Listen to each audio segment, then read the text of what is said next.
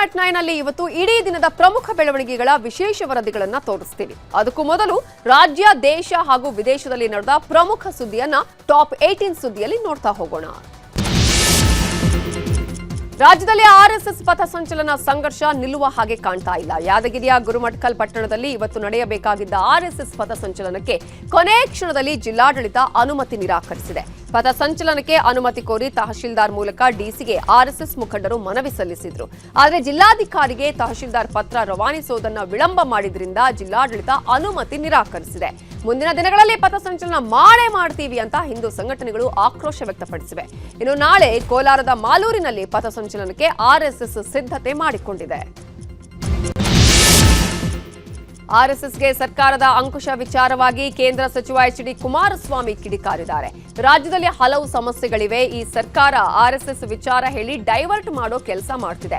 ಮಳೆಯಿಂದಾಗಿ ಅನೇಕ ಅನಾಹುತಗಳಾಗಿವೆ. ಬೆಂಗಳೂರಿನ ಗುಂಡಿಗಳನ್ನ ಮುಚ್ಚಬೇಕಿದೆ. ಇದೆಲ್ಲ ಬಿಟ್ಟು ಆರ್ಎಸ್ಎಸ್ ಬಗ್ಗೆ ಚರ್ಚೆ ಮಾಡಿದ್ರೆ ಏನು ಉಪಯೋಗ ಅಂತ ಕುಟುಕಿದ್ದಾರೆ. ಸರ್ಕಾರ ಅನಗತ್ಯವಾಗಿ ಸಮಾಜದಲ್ಲಿ ಸಂಘದ ಬಗ್ಗೆ ತಪ್ಪು ಅಭಿಪ್ರಾಯ ಮೂಡಿಸಲು ಹೊರಟಿದೆ ಅಂತ ಮಾಜಿ ಸಿಎಂ ಬೊಮ್ಮಾಯಿ ಕಿಡಿಕಾರಿದ್ದಾರೆ. ಕೊಲೆ ಪ್ರಕರಣದಲ್ಲಿ ಜೈಲಲ್ಲಿರುವ ನಟ ದರ್ಶನ್ಗೆ ಹಾಸಿಗೆ ದಿಂಬು ಒದಗಿಸುವ ಕುರಿತು ಇವತ್ತು 57ನೇ ಸಿಸಿಎಚ್ ಕೋರ್ಟ್ನಲ್ಲಿ ಅರ್ಜಿಯ ವಿಚಾರಣೆ ನಡೆಯಿತು. ಆರೋಪಿ ದರ್ಶನ್ನ ಕ್ವಾರಂಟೈನ್ ಸೆಲ್ನಿಂದ ಮೈನ್ ಸೆಲ್ಗೆ ಶಿಫ್ಟ್ ಮಾಡಿ ನಾವು ಟ್ರಯಲ್ಗೆ ಸಿದ್ಧರಿದ್ದೇವೆ.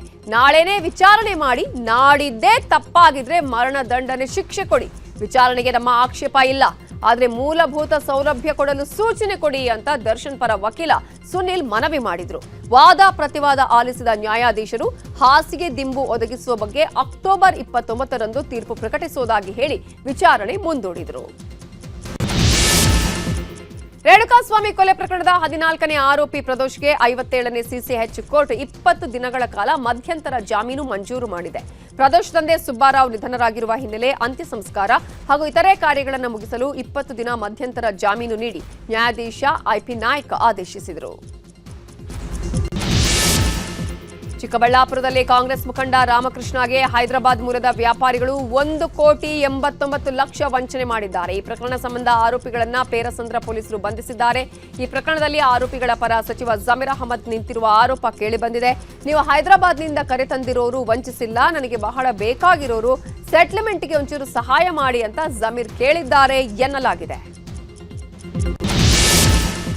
ಸಿಲಿಂಡರ್ ಬ್ಲಾಸ್ಟ್ ಆಗಿ ಇಡೀ ಮನೆ ಸಂಪೂರ್ಣ ನೆಲಸಮವಾಗಿರುವ ಘಟನೆ ಬೆಂಗಳೂರಿನ ಕೆಆರ್ಪುರಂನಲ್ಲಿ ನಡೆದಿದೆ. ಘಟನೆಯಲ್ಲಿ ಓರ್ವ ಮಹಿಳೆ ಸಾವನ್ನಪ್ಪಿದ್ದು ಹಲವರು ಗಾಯಗೊಂಡಿದ್ದಾರೆ. ಸ್ಫೋಟದ ತೀವ್ರತೆಗೆ ಅಕ್ಕಪಕ್ಕದ ಮನೆಗಳಿಗೂ ಹಾನಿಯಾಗಿದೆ. ಕೇಂದ್ರ ಸಚಿವೆ ಶೋಭಾ ಕರಂದ್ಲಾಜೆ ಸ್ಥಳಕ್ಕೆ ಭೇಟಿ ಕೊಟ್ಟು ಪರಿಶೀಲನೆ ನಡೆಸಿದ್ರು. ಸ್ಫೋಟದ ಬಗ್ಗೆ ಅನುಮಾನ ವ್ಯಕ್ತಪಡಿಸಿ ಸೂಕ್ತ ತನಿಖೆ ಆಗಬೇಕು ಅಂತ ಆಗ್ರಹಿಸಿದ್ದಾರೆ. ಮಂಗಳೂರು ಧರ್ಮಸ್ಥಳ ಬುರುಡೆ ಕೇಸಲ್ಲಿ ಮತ್ತೊಂದು ಮಹತ್ವದ ಬೆಳವಣಿಗೆ ನಡೆದಿದೆ. ಬುರುಡೆ ಷಡ್ಯಂತ್ರದ ವಿಚಾರಣೆಗಾಗಿ 4ವರಿಗೆ ಎಸ್ಐಟಿ ನೋಟಿಸ್ ಕೊಟ್ಟಿದೆ. ಸೋಮವಾರ ಬೆಳಗ್ಗೆ ಬೆಳ್ತಂಗಡಿ ಎಸ್ಐಟಿ ಕಚೇರಿಗೆ ಹಾಜರಾಗುವಂತೆ ಮಹೇಶ್ ಶೆಟ್ಟಿ ತಿಮರೋಡಿ, ಗಿರೀಶ್ ಮಟ್ಟಣ್ಣವರ್, ಜಯಂತ್ ಟಿ ಹಾಗೂ ವಿಠಲ್ ಗೌಡಗೆ ಸೂಚಿಸಲಾಗಿದೆ. ಅಲ್ಲದೆ ವಿಚಾರಣೆಗೆ ಹಾಜರಾಗದಿದ್ದರೆ ಬಂಧಿಸಲಾಗುತ್ತೆ ಅನ್ನುವ ಎಚ್ಚರಿಕೆಯನ್ನು ನೀಡಲಾಗಿದೆ. ಉತ್ತರ ಪ್ರದೇಶದ ಆಗ್ರಾದ ನಾಗ್ಲಾಬದಿ ಪ್ರದೇಶದಲ್ಲಿ ನಡೆದ ಭೀಕರ ಕಾರು ಅಪಘಾತದಲ್ಲಿ 5 ಮೃತಪಟ್ಟಿದ್ದಾರೆ. ವೇಗವಾಗಿ ಬಂದ ಟಾಟಾ ನೆಕ್ಸಾನ್ ಕಾರು ನಿಯಂತ್ರಣ ತಪ್ಪಿ ಬೈಕ್ ಹಾಗೆಯೇ ಡಿವೈಡರ್ ಹಾಗೆಯೇ ರಸ್ತೆ ಬದಿಯಲ್ಲಿದ್ದ ಜನರಿಗೆ ಡಿಕ್ಕಿ ಹೊಡೆದಿದೆ. ಪರಿಣಾಮ ಸ್ಥಳದಲ್ಲೇ 5 ಸಾವನ್ನಪ್ಪಿದ್ದು 3 ಗಾಯಗೊಂಡಿದ್ದಾರೆ. ಆಂಧ್ರಪ್ರದೇಶದ ಕರ್ನೂಲ್ ಬಳಿ ಖಾಸಗಿ ಬಸ್ ಅಗ್ನಿ ದುರಂತ ಪ್ರಕರಣ ಸಂಬಂಧ ಬಸ್ಗೆ ಡಿಕ್ಕಿ ಹೊಡೆದಿದ್ದ ಬೈಕ್ ಸವಾರನ ದೃಶ್ಯ ಲಭ್ಯವಾಗಿದೆ. ಅಪಘಾತಕ್ಕೂ ಮುನ್ನ ಪೆಟ್ರೋಲ್ ಬಂಕ್ಗೆ ಬೈಕ್ ಸವಾರ ಹೋಗಿದ್ದ. ಕುಡಿದು ತೂರಾಡ್ತಾ ಇದ್ದ ಬೈಕ್ ಸವಾರ ಶಿವಶಂಕರ್ ಮಧ್ಯರಾತ್ರಿ 2:30 ಸುಮಾರಿಗೆ ಬಂಕ್ ಬಳಿ ಬಂದಿದ್ದ. ಆದರೆ ಸಿಬ್ಬಂದಿ ಇಲ್ಲದ ಕಾರಣಕ್ಕೆ ವಾಪಸ್ ಆಗಿದ್ದ. ಇದಾದ ಕೆಲ ಹೊತ್ತಲ್ಲೇ ಬಸ್ಗೆ ಬೈಕ್ ಡಿಕ್ಕಿಯಾಗಿ ಘಟನೆ ಸಂಭವಿಸಿದೆ.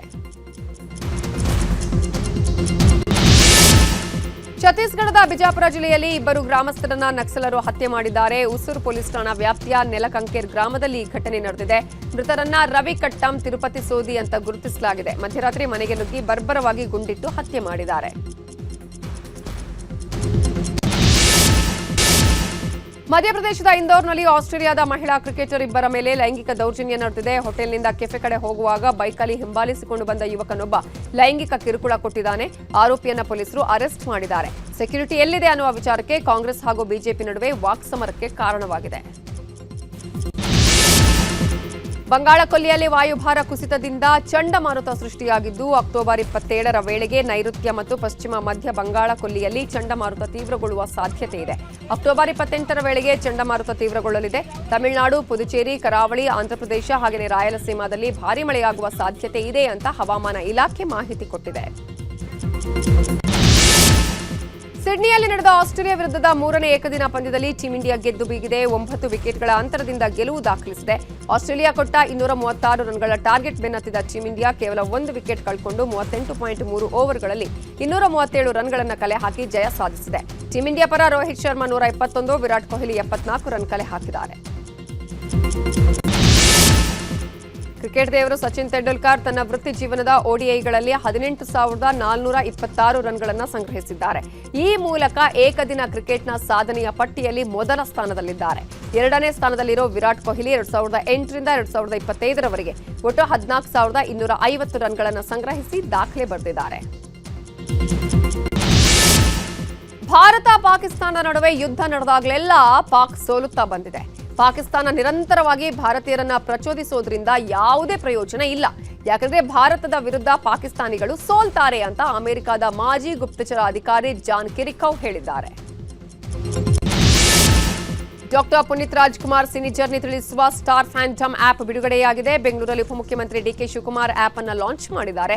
ಕಾರ್ಯಕ್ರಮದಲ್ಲಿ ಅಶ್ವಿನಿ, ಪುನೀತ್ ರಾಜ್ಕುಮಾರ್, ಸಂಗೀತ ಕಟ್ಟಿ ಸೇರಿದಂತೆ ಇನ್ನಿತರರು ಭಾಗಿಯಾಗಿದ್ರು. ಸ್ಟಾರ್ ಫ್ಯಾಂಟಮ್ ಆಪ್ನ ಟೀಸರ್ಗೆ ನಟ ಸುದೀಪ್ ಧ್ವನಿ ಕೊಟ್ಟಿದ್ದಾರೆ. ಆದರೆ ಈ ಇವತ್ತಿನ ಕಾರ್ಯಕ್ರಮಕ್ಕೆ ಸುದೀಪ್ ಬಂದಿರಲಿಲ್ಲ.